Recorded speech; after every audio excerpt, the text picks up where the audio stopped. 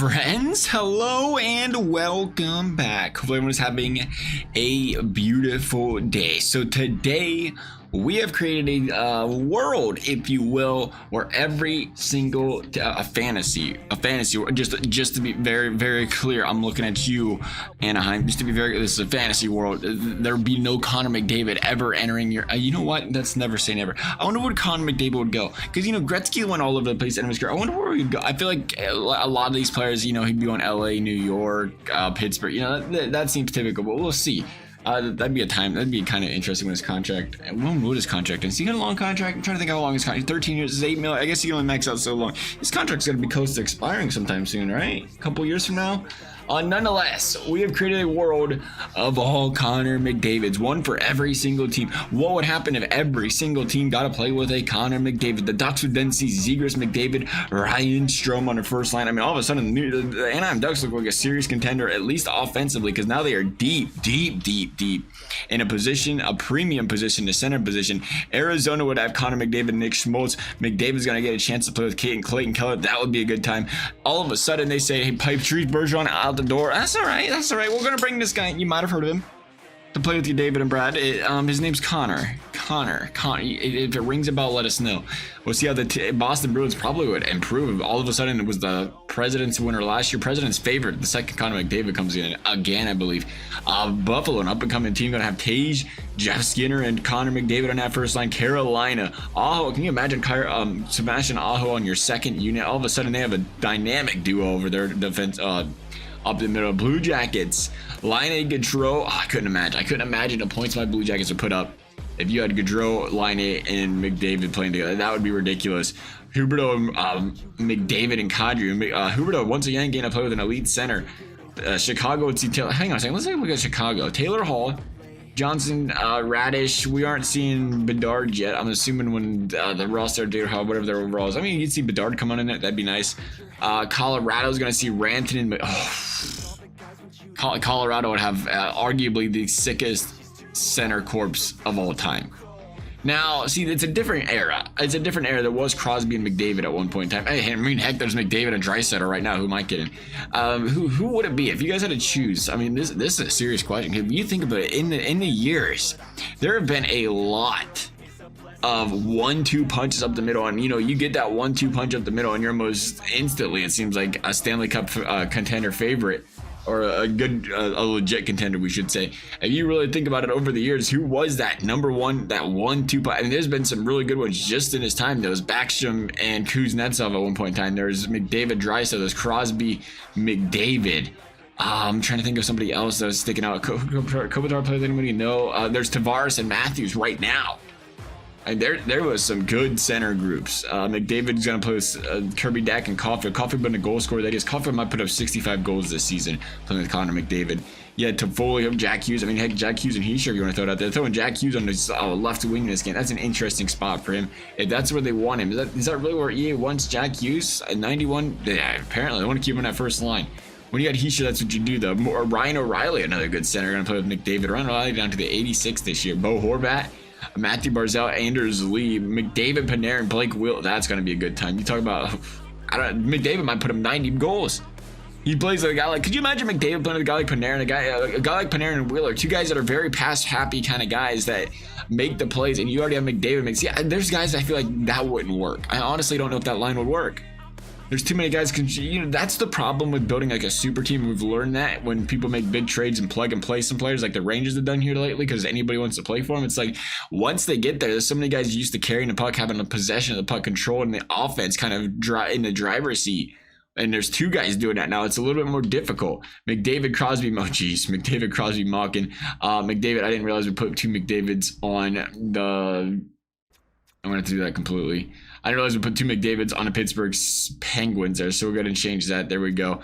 My bad. We're going to make one less Crosby. McDavid, McCann, Eberle, Burakovsky, Seattle looking like a solid team. McDavid's going to go over there and play with Anthony Duclair, still trucking it out. Anthony Duclair's not even 30 yet. I thought Anthony Duclair's a lot older than that. McDavid, Buchnevich, and Kyrou. Pretty good, solid, really solid down the middle now. You got Kevin Hayes on the third unit there for St. Louis now. They're going to be all right. You have Braden Point, McDavid. I mean, that was another one. Stamkos, Braden Point, another really good duo right now in the league. There's a lot of them. And one thing's for certain, when you got those two down the middle like that, your team's really good at hockey. McDavid, Matthews. McDavid's going to play with Marner and Nylander. Taking Matthews' spot. I don't know how Matthews going to feel about that. I'm just saying.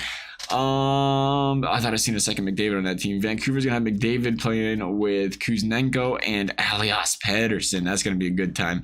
Vegas is going to have him play with Mark Stone and Marshall. So, hey, the two first round picks of the draft that year, McDavid and Eichel. That'd be kind of cool to see that go full swing at one point in time. McDavid playing with Kyle Connor, Nikolai Ehlers in Winnipeg. He's going to go over there and play with Ovechkin. Ovechkin might put up 75 goals this season as well. This is going to be a fun season. I'm kind of excited to see what happens here because you put McDavid with some of these guys, especially the goal scorers. A guy that's a 97 overall, the goal scoring's higher in this game. You put him with some of these goal scorers. I mean, what kind of statistical performances could we possibly see? Wow, what is the Anaheim Ducks? They take 5 days, 4 days? They take 4 days off, and then they play the final game of the season. I don't remember seeing that. Is that common? I don't remember seeing that in the schedule before. Could you imagine being like, it'd be great, really, if you was a playoff contender, you had 4 days off. It's like we're in the playoffs, we're clinched, or 4 days rest. You're gonna play your final game. You get knocked that rust off for not playing 4 days, and you jump into playoffs. You got well rested though in those 4 days. Meanwhile, though, I mean, imagine if you're like third last in the league. It's like, let's just get this last game out of the way. You got 4 left. Wrap things up on a good note. Anaheim's not competing. I didn't think Anaheim would. I think there's too many teams when every team's getting to McDavid, and Anaheim was so far behind the 8 ball. It felt like, the team could grow, it could improve, but I don't know if they was going to be a contender. But right now, I mean, we say what we're saying, but they're about 5th in the division. Oh, Anaheim's where is Anaheim at right now, really, in this rebuild? Anaheim's fans want to kind of fill me in on that one. I'm kind of thinking, because Zegras was what Zegras was, and it felt like, you would have built off that last season. Anaheim typically in the past knew how to build that defense, knew how to have some solid goaltending, but John Gibson, he could bounce back. You never know. John Gibson's that kind of goalie. We'll see. But, they felt like there's a really formidable bunch defensively. You bring in some offense, be all right, but it looks like the Anaheim Ducks are not going to make the playoffs this season. Unfortunate there for the Ducks, but hey, let's take a look at the rest of this league. McDavid, 107 points, led the league, or led all Anaheim Ducks players with 59 goals, 48 assists. But which McDavid led everybody? Was it the Ducks? Was it? It couldn't have been. The Ducks, McDavid led all. Oh, that's just the Ducks. Okay, that was embarrassing. You guys see nothing. There's what I was looking for. 121 points for Connor McDavid on Dallas. And Joe Pavelski was a beneficiary of that, right? He's still in Dallas, is that right? Yeah, he is. He had 112 points. He was up there with the rest of McDavid. 77 goals, 44 assists. McDavid on the Panthers had 121. Who was one of their Kings McDavid. I didn't really think about the Kings McDavid being up there. There's Boston's. That's who we thought. He put in Marchand and Bergeron. He put up 117. I thought he could be the one to put up the most points of them all. Colorado's out there doing as well. Edmonton, the OG Connor McDavid, dropping 114 points. Of course he is. Still playing Leon Draisaitl out there. You had Buffalo's 113, 112 out of Winnipeg's. Again, we've seen Joe Pavelski slide in there. There's Brad Marchand, 109, 37 goals, 72 assists. I was surprised there. 42 goals, 66 assists for Marchand or Pasternak. I thought maybe that line could have. I mean, they did. It was the best line in the league. When you got 3 of these guys up here, out of 3 of the 4 players listed that aren't McDavid, or really 2 of the 3, I should say, that aren't McDavid making this list. 59 goals for the one at Anaheim. We've seen that. 36 goals, 108 for Tampa Bay. Kaprizov did good this season, 104. He had just as many points. He almost had an identical stat line as McDavid did this season. Arizona had 104. There's Leon Draisaitl. I was wondering where he dropped. There's Tkachuk, 44 goals, 59 assists. There's McDavid for Philly, 49 by 102. I got a question. There's Jason Robertson. I got a question, McDavid. Was there a team that you struggled on? Seattle, we only had 94 points. The Leafs of all teams, 94 points. That's kind of surprising. There's Stammer at 93. Tage Thompson at 93. Pittsburgh's had 90 points. Is that the worst one? Is Pittsburgh the worst? Connor McDavid? No, those ones below a point. 86 in a point per game. Ottawa at 86. San Jose's had 85. Crosby ended up with 85 points. Great season there. There's Rantanen. I thought he'd be a little higher in the points list playing with McDavid. Same with Panarin. I was kind of surprised Panarin. He did what he did though. 26 goals, 59 assists. I thought he had more assists than that. Roman Josi had 84 points. There's an 83-point season out of Connor McDavid on Carolina. There's the Blue Jacket. Oh, no, it's Chicago's. There's Patrick Laine at 82 points. We had to miss the Blue Jackets one. There's Trevor Zegras at 81 points. Coming back to being the Trevor Zegras of old. Connor McDavid below a point per game was for the Washington Capitals. There was a team where McDavid did not produce. And surprisingly so, playing with Ovechkin of all guys, the Rangers, another what?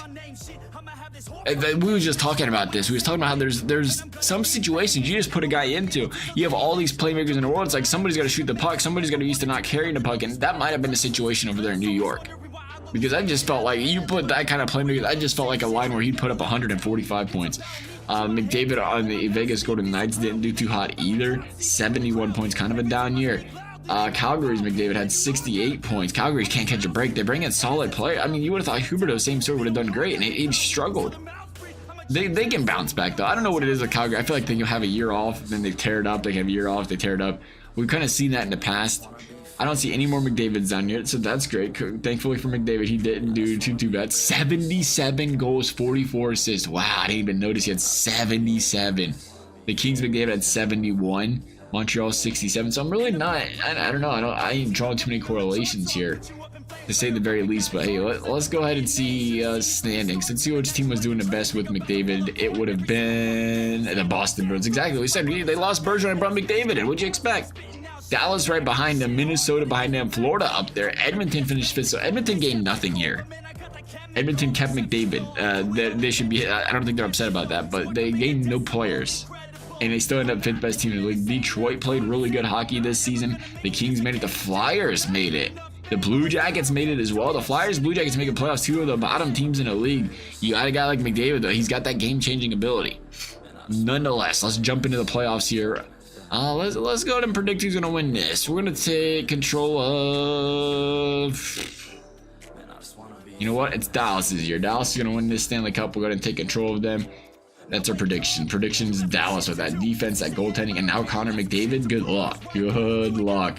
Gone in the first round are the Arizona Coyotes. Going to play the Minnesota Wild in the second round. Kaprizov, McDavid have been lighting it up so far this season, but they're like nothing up there. That was a 4-game room job by the Dallas Stars. They're going to head against the OG McDavid, and they're going to win it. And they're going to get the Rangers in the finals. And they're going to get beaten up by the Rangers. We were just talking about how the Rangers McDavid was struggling throughout the season. It ended up being the Rangers McDavid that was put out in the playoffs. And that's all you really want. Who cares? You make the postseason. Who cares how the rest of the regular season? When you make the postseason, you go out and make that dough.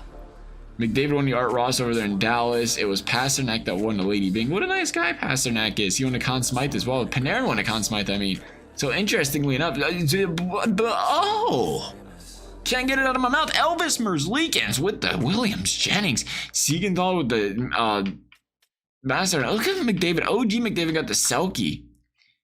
Interesting. Ted Lindsay went to McDavid. Of course, the Richard McDavid. Dallas's McDavid taking home a lot of hard work. Nonetheless, that is going to wrap things up for this video. As always, if you guys enjoyed the video, I'd appreciate you liking the video, subscribing. You never have to. Thank you guys for watching. We'll see you next time.